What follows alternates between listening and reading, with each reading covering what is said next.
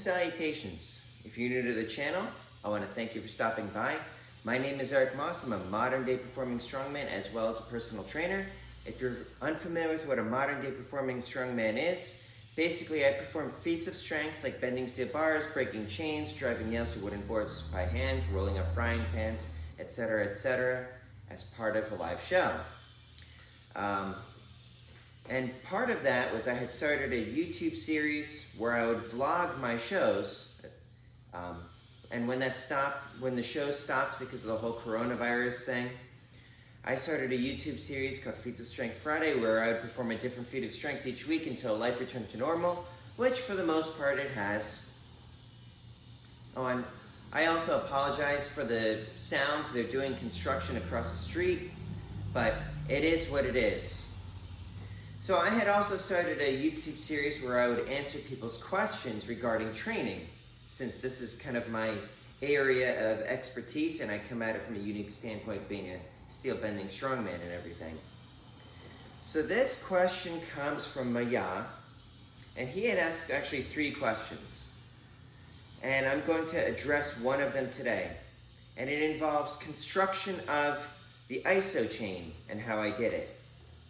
So I had gotten the ideas from another YouTube person. I can't remember who I saw it from, but I got my own ideas about how to do it. So I'll show you.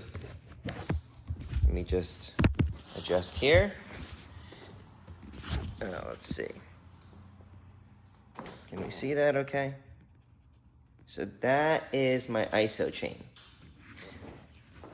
built by yours truly. And I'm just gonna put this here on the floor. Okay, so the different components of it is there's gonna be a handle. What kind of handle you use depends on what you're gonna be using it for.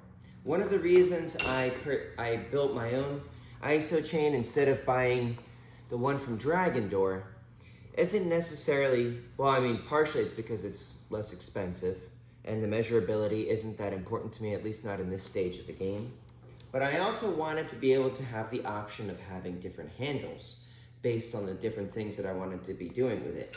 So this is going to be a standard handle. This is something that you would attach to a lat pull or a triceps push down cable oriented machine, and I use it for my isochain.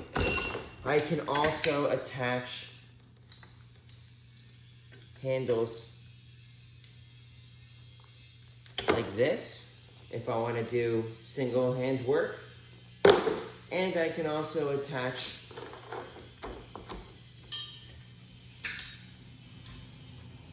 handles like this V-bar depending on what it is that I want to do.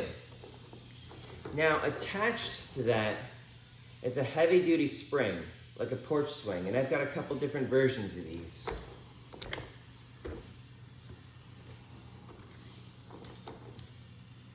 You can also find, they're also used in like making hammocks and stuff like that, but these springs are very tough. Very strong, but provide just a little bit of give for that loading reflex. That handle attaches to a chain. This is a strong chain. You can just get these at hardware stores. And then, let's reorient the angle of this. This is attached then to a pretty thick wooden board. And the way it's attached, there are some eye bolts. You can also get these at hardware stores, which is attached. There's a nut on here and a washer to spread the tension apart. On the opposite side is also a nut, some washers, basically to spread the tension apart because I'm going to be pulling on this with a lot of force. Now besides that, one of the other things that I had done that sort of separates it from the one being promoted by Dragon Door is there are extra eye hooks on the different sides so that I can train different angles. Now, if I want, I can have a chain on any one of these eye hooks with handles, so that if I want to do something like an uneven press with everything that I've got, I can do so.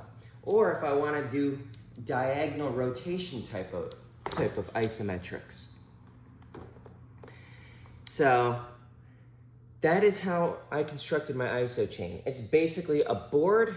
You drill through the board, you put an eye hook on each side with nuts and washers.